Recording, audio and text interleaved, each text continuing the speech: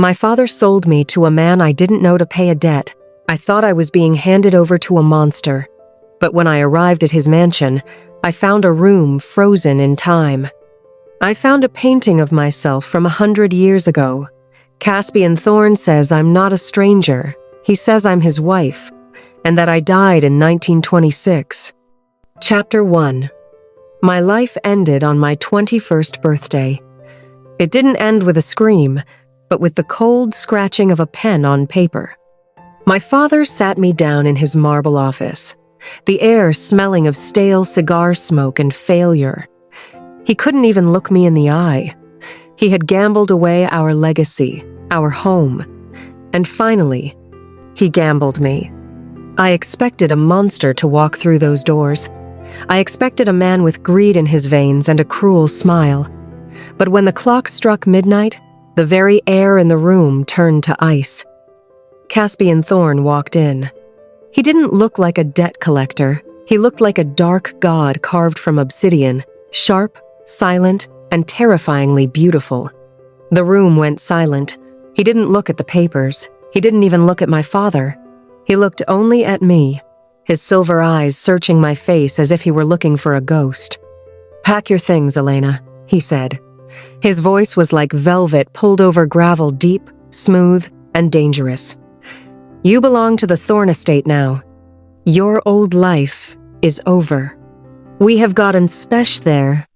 The Thorne mansion was a labyrinth of shadows, gold, and secrets. Every hallway felt like it was breathing, watching my every move. Caspian was a ghost in his own home. He never ate in the grand dining room, he never seemed to sleep, and he never let me out of his sight.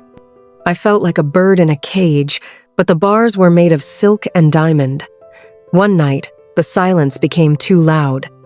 I found him in the library, his tall frame silhouetted against the fireplace. "Why did you buy me?" I whispered, my voice trembling. "There are 1,000 women in this city, more beautiful, more willing.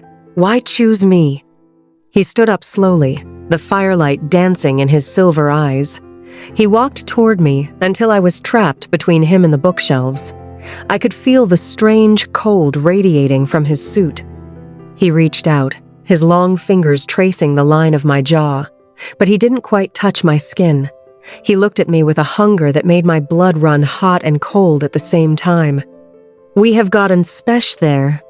Because, Elena, I have spent a century walking through the dark, searching for a soul that matches yours. You think this is the first time we have stood in this room? You think this is the first life you've lived? You are not a guest here, and you are not a prisoner. You are a miracle I have waited a lifetime to touch." He left me alone with those haunting words, and the shadows of the house seemed to grow longer. I couldn't sleep. My heart was racing, echoing the ticking of the grandfather clock in the hall. I found myself walking toward the forbidden West Wing. The floorboards groaned under my feet, like they were trying to warn me. At the very end of the hall, behind a heavy velvet curtain, a door stood slightly ajar. Inside, the air was different. It didn't smell like the rest of the house. It smelled of fresh roses and expensive French perfume, scents that hadn't faded in 100 years. The room was perfectly preserved in the year 1926. There were old jazz records on the table, a vanity set with pearls, and a silk dress laid out on the bed. And then, I saw it. Hanging above the fireplace was a massive oil painting. My heart stopped. It wasn't just a girl who looked like me. It was me. The same small mole near my collarbone. The same emerald ring I was wearing right now, the one my father said was a family heirloom. In the painting, I was laughing, and a younger, smiling Caspian had his arms wrapped tightly around my waist. The gold plaque at the bottom read, "The 14th of October, 1926, my eternal love." A floorboard creaked behind me. I spun around, the candle trembling in my hand, hot wax dripping onto my fingers. Caspian was standing in the doorway, his silver eyes glowing like moonlight in the dark room. "You weren't supposed to see that yet," he whispered. his voice filled with a strange, ancient pain.